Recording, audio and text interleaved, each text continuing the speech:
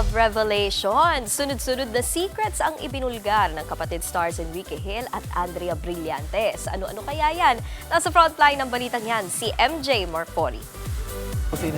May pa-secret reveal ang stars ng A Secret and Prog na sina Andrea Brillantes at Enrique Hill sa kanilang interview sa TV5 Digital Exclusive.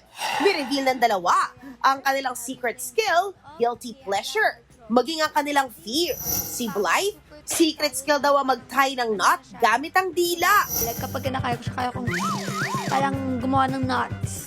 Habang si Ken naman, Well, magaling ako magmasahe.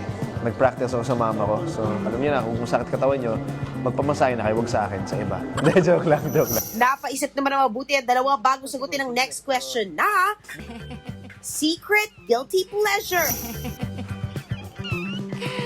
Minsan gusto ko binubuli yung mga pamangkin ko.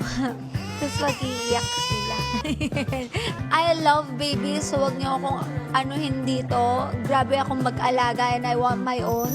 I love food so much. Minsan nga kahit di masarap eh. Gusto pagkain. Joke. If it's food, I love it. Kung magaling ka magluto, I love you. Kung secret dream naman ang pag-uusapan, hindi nyo aakalain ang sagot ng dalawa. Nasa be a wedding makeup artist and DJ. Every day I'm shuffling. I want to be a family man. Simple living lang. And yun ang gusto ko siguro para sa kids ko growing up. Pagdating naman sa secret fear, medyo naging seryoso ang dalawa. Takot ako mamatay.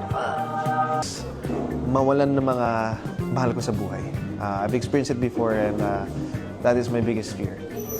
Sa Prague kaya, ano ang secret nila? Abangan ang tambalang Enrique Hill at Andrea Brillantes sa romantic thriller na A Secret and Prague. April 27 na yan, dito sa TV5. Nagbabalita mula sa Frontline, MJ Marfori, News 5. Mga kapatid, Nikki de Guzman po.